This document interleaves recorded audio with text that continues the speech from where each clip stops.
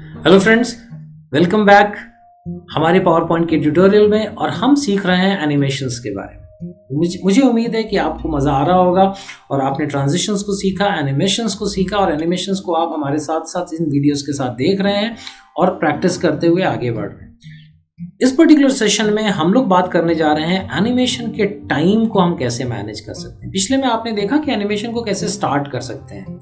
Animation आपने एक बार mouse click या फिर उसके प्रीवियस के साथ सेट किया तो एनिमेशन चल जाती है। लेकिन अब इसमें हम देखेंगे कि एनिमेशन को हम जो 4 एनिमेशन स्क्रीन पे लगे हैं उनका समय और उनके बीच में समय की दूरी कितनी हो और उनके खुद के चलने की कितनी देर वो एनिमेशन चलेगा, इसको हम लोग इस सेशन के अंदर सीखेंगे।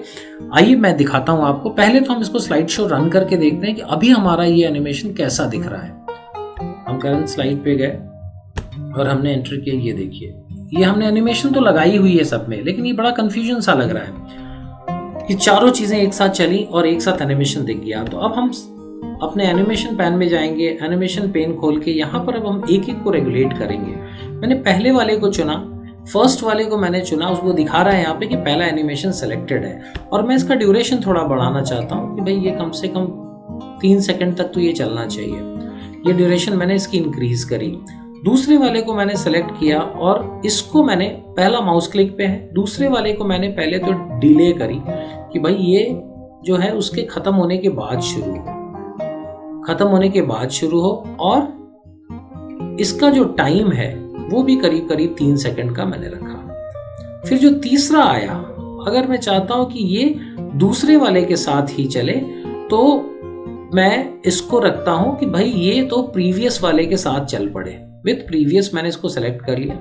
विथ प्रीवियस ये स्टार्ट हो जाएगा। प्रीवियस वाला जैसे ही प्रीवियस वाला प्ले करेगा, बर्ड वाला ऊपर जाना स्टार्ट करेगा, ये बर्ड सामने जाना शुरू करेगी। और ड्यूरेशन इसका भी मैं बढ़ा के करीब 3 सेकंड कर देता हूं, जिससे इसमें भी थोड़ा मुझे समय मिलेगा। उसके बाद जो चौथा है वो मैं चाहता हूं कि ये सबके खत्म होने के बाद, तो मैं इसको कहता हूं आफ्टर प्रीवियस, कि जब ये दोनों खत्म हो जाए तब ये मेरा चौथा वाला शुरू हो। और इसका भी टाइम मैं देना चाहता हूँ, इसको करीब करीब 3 सेकंड का टाइम देना चाहता हूँ। अब ये चीजें मैंने इसके अंदर डाल दी। अब ये 3 सेकंड का टाइम इसको डाल दिया और अब मेरी जो एनिमेशन है वो अलग तरीके से प्ले करेगी। एक बार हम इसको प्ले करके देखते हैं कि देखिए क्या हुआ हमारी एनिमेशन को। स्लाइड शो पे जाते हैं। फ्रॉम करंट स्लाइड को हम देखना चाहते हैं स्लाइड शो में। हमने करंट स्लाइड को क्लिक किया। अब देखिए क्या होगा।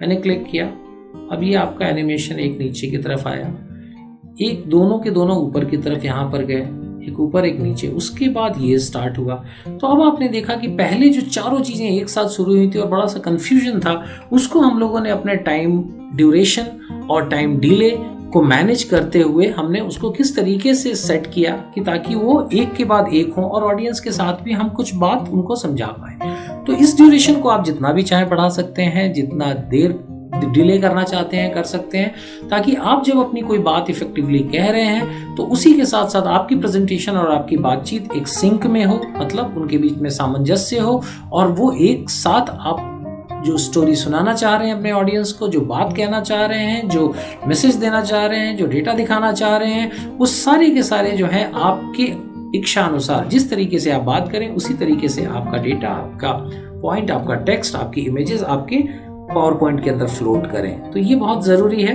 तो एनिमेशन में ड्यूरेशन और डिले जो है ये आप मैनेज करके अपनी पावर पॉइंट को ज़्यादा इफेक्टिव, अपनी प्रेजेंटेशन को ज़्यादा मैं कहूँ तो आकर्षक के साथ साथ इफेक्टिवनेस उसकी आप बढ़ा पाते हैं कि कितना वो अपना असर छोड़ती है आपके ऑडियंस के ऊपर। उसके लिए आपको ये ड्यूरेशन और डिले बड़ा ही हेल्प करता है। तो होप आप लोगों ने इसको देखा है, आप इसको प्रैक्टिस करें और इसको सीखें और नेक्स्ट सेशन में फिर मिलते हैं फ्रेंड्स और एनिमेशंस के बारे में कुछ और इंटरेस्टिंग चीज़ें सीखते हैं। Thank you for being with us. धन्यवाद साथ रहने के लिए। मिलते हैं अगले वीडियो में। Thank you.